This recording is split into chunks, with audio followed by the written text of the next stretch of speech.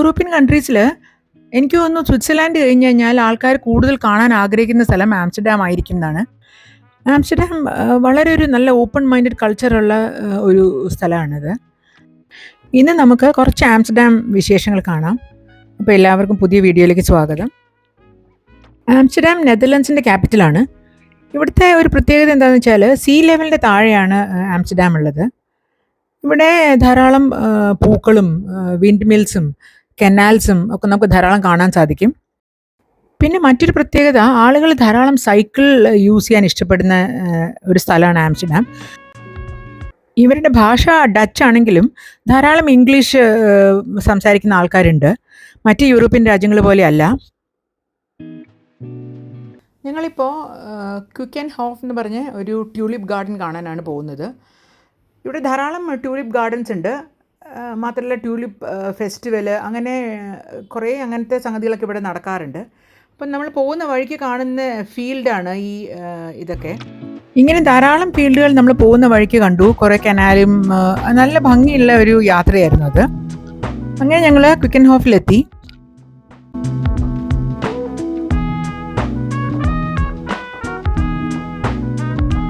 ഇത് ശരിക്കും ഒരു മാജിക്കൽ എക്സ്പീരിയൻസ് ആണ്. കാര്യം എങ്ങോട്ട് തിരിഞ്ഞാലും എവിടെ നോക്കിയാലും കളേഴ്സും ടൂലിപ്സും പൂക്കളും, ടൂലിപ്സ് മാത്രമല്ല ഇവിടെ വേറെ പൂക്കളും ഒക്കെ ഉണ്ട്.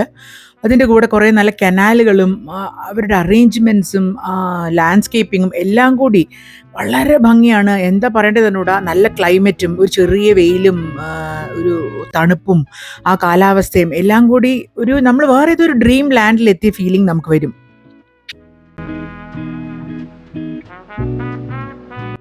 ഇത് വളരെ വലിയൊരു ഗാർഡൻ തന്നെയാണ്. അപ്പം നമുക്ക് തിരക്ക് നല്ലോണം ഉണ്ടെങ്കിലും അതൊട്ടും ഫീൽ ആവില്ല. അങ്ങനെ ഞങ്ങളിങ്ങനെ അത് കുറേ കണ്ടിങ്ങനെ നടക്കുമായിരുന്നു. അപ്പം എൻ്റെ മനസ്സിൽ എന്തായിരുന്നു എന്ന് വെച്ചാൽ, നമ്മളിങ്ങനെ സിൽസില സിനിമയിലെ കണ്ട പോലെ ഇങ്ങനെ ലൈനായിട്ട് ടൂലിപ്സ് ഉണ്ടാവും. അപ്പോൾ അതിന് നടുക്ക് കൂടി നമുക്ക് നടക്കാം, ഫോട്ടോ എടുക്കാമെന്നൊക്കെ. പക്ഷെ അങ്ങനെയല്ല, ഇതൊരു ഗാർഡനാണ്. അങ്ങനെ നമ്മൾ സിനിമയിൽ കാണുന്ന പോലത്തെ ഇതൊക്കെ ആണെങ്കിൽ ഒരു ഫീൽഡാണ് ഇതൊക്കെ. അത് ഇൻഡിവിജ്വലായിട്ട് ആൾക്കാരുണ്ടാക്കുന്ന ഫാംസും ഒക്കെ, അതിനൊക്കെ വേറെ പാക്കേജ് ടൂറൊക്കെ ഉണ്ട്. ഫോട്ടോഗ്രാഫിയും എല്ലാം ഇൻക്ലൂഡ് ചെയ്തിട്ടുള്ള ടൂറുകൾ ധാരാളം ഉണ്ട്. ഞങ്ങൾ ബസ്സിൽ വന്നപ്പോൾ അങ്ങനത്തെ കുറച്ച് ഫീൽഡ് കണ്ടിരുന്നു. അതുപോലെയല്ല, അതിനെക്കാട്ടിലും ഭംഗിയാണ്. നല്ല ഭംഗിയായിട്ടുള്ള ഫീൽഡ്സ് ഒക്കെ ഉണ്ട്. അപ്പം അത് നമുക്ക് കാണാൻ പറ്റിയില്ല. പക്ഷെ അത് വളരെ നല്ലൊരു അനുഭവമായിരിക്കും. ഞങ്ങൾ ഗ്രൂപ്പിലാണല്ലോ വന്നത്.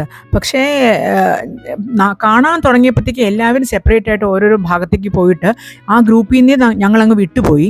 പിന്നെ അവിടെ പ്രോപ്പറായിട്ട് അങ്ങനെ ഒരു ഗൈഡിങ് മാപ്പോ അല്ലെങ്കിൽ നമുക്ക് എങ്ങോട്ട് പോകണം, ഏത് കാണണം, അല്ലെങ്കിൽ ആദ്യം ഏത് കവർ ചെയ്ത് ലാസ്റ്റ് എക്സിറ്റിൽ എത്തണം, അതൊന്നും ഒരു ഓർഡറായിട്ട് നമ്മളവിടെ കണ്ടില്ല. അപ്പോൾ അത് കാരണം ഞങ്ങൾക്ക് കുറച്ചൊരു വഴിയൊക്കെ ഒന്ന് തെറ്റി.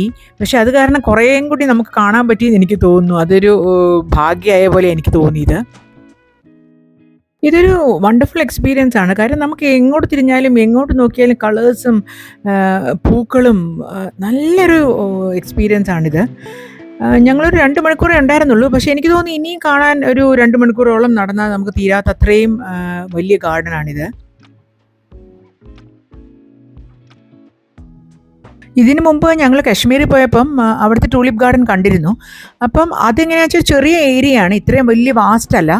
പക്ഷേ കുറച്ചും കൂടി ഒരു സിസ്റ്റമാറ്റിക് ആയിട്ട് എനിക്ക് തോന്നുന്നു അവിടെ കുറച്ചും കൂടി ഒരു കുറച്ചേ ഉള്ളെങ്കിൽ ശരി, നമുക്കെല്ലാം ഒരുമിച്ച് കാണാൻ പറ്റുന്ന ഒരു ഇതായിരുന്നു. ഇതിപ്പം ഭയങ്കര വലുതായതുകൊണ്ട് കുറേ ദൂരെ നമ്മൾ പോകണ്ടേ. രണ്ടിനും രണ്ട് ഭംഗിയാണ്.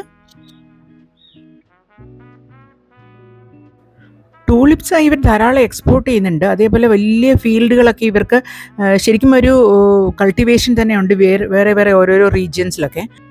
അങ്ങനെ ഇവർക്ക് നല്ലൊരു ഇൻകം ജനറേഷൻ ആണ് അതിൽ നിന്ന്. പിന്നെ ടൂറിസ്റ്റുകൾ ധാരാളം വരുന്ന ആ സീസണിലാണ്. അപ്പം ആ വഴിയും അങ്ങനെ അവർക്ക് ടൂലിപ്സ് കൊണ്ട് ധാരാളം പ്രയോജനങ്ങളുണ്ട്. പിന്നെ വേറൊരു സംഗതി എന്താണെന്ന് വെച്ചാൽ, ഇവിടെ എല്ലാ കൊല്ലവും 2 മാസമാണ് ഈ ടൂലിപ്പ് ഫെസ്റ്റിവൽ വരുന്നത്. അപ്പോൾ ആ സമയത്ത് ഇവർ ഓരോ പ്രാവശ്യം ഓരോരോ തീമിലാണ് ഈ ഗാർഡനൊക്കെ സെറ്റ് ചെയ്യുക. അപ്പോൾ ധാരാളം ആൾക്കാർ എല്ലാ കൊല്ലവും വരുന്നവരൊക്കെ ഉണ്ടല്ലോ. അപ്പോൾ അവർക്ക് ആർക്കും ആ ഒരു മൊണോട്ടണസ് ഫീൽ വരാതിരിക്കാനായിട്ട് അവർ എല്ലാ കൊല്ലവും ഡിഫറെൻറ്റ് തീമിലാണ് ഉണ്ടാക്കുക. ഇതിൻ്റെ സീസൺ എന്ന് പറയുന്നത് mid March to mid May ആണ്. ഞങ്ങൾ ഏപ്രിലാണ് പോയത്. അതുകൊണ്ട് നമുക്ക് നന്നായിട്ട് എല്ലാം ബ്ലൂം ചെയ്ത് നല്ല ഭംഗിയായിട്ട് കാണാൻ പറ്റി.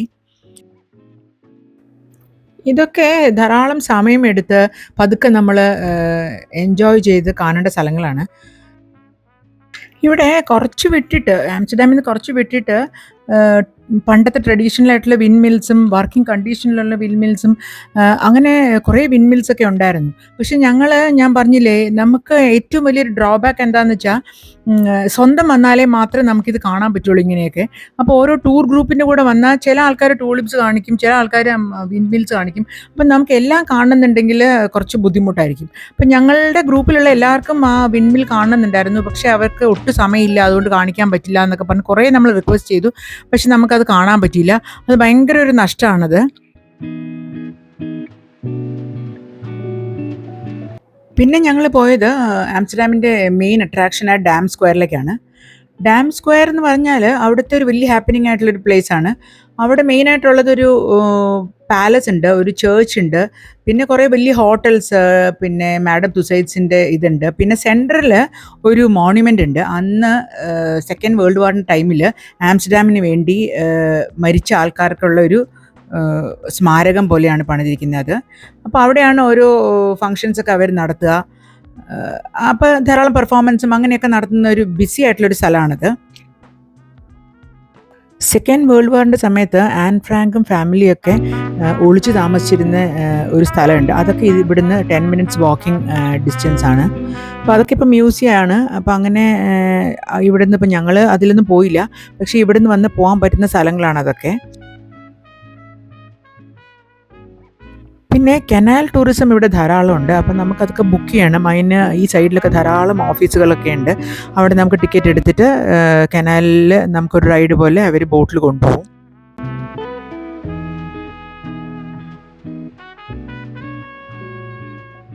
ഞങ്ങൾ റോട്ടർഡാമിൽ താമസിച്ചിട്ടാണ് ഇവിടേക്ക് വന്നത്. അപ്പം അത് കാരണം ഞങ്ങൾ സ്റ്റേ ഇവിടെ ചെയ്തിട്ടുണ്ടായിരുന്നില്ല. അപ്പം ശരിക്കും ഒരു ദിവസം ഇവിടെ സ്റ്റേ ചെയ്തിട്ട് ആ ഇൻറ്റീരിയർ വില്ലേജസിലൊക്കെ പോവുകയാണെങ്കിൽ ശരിക്കും നമ്മൾ പണ്ടത്തെ ആ തടി കൊണ്ടുള്ള വിൻഡ് മില്ലും അതൊക്കെ കാണാം. പിന്നെ കുറച്ച് നല്ല കനാലിൽ ബോട്ടിലൊക്കെ പോവാം.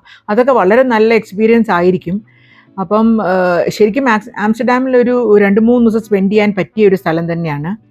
അങ്ങനെ ഞങ്ങളുടെ ഇന്നത്തെ ഇത് അവസാനിച്ചു. ഞങ്ങൾ അടുത്ത ഡെസ്റ്റിനേഷനിലേക്ക് പോവുകയാണ്. അപ്പോൾ ഇനി വേറൊരു വീഡിയോ ആയിട്ട് വരുന്നവരെ എല്ലാവർക്കും ബൈ.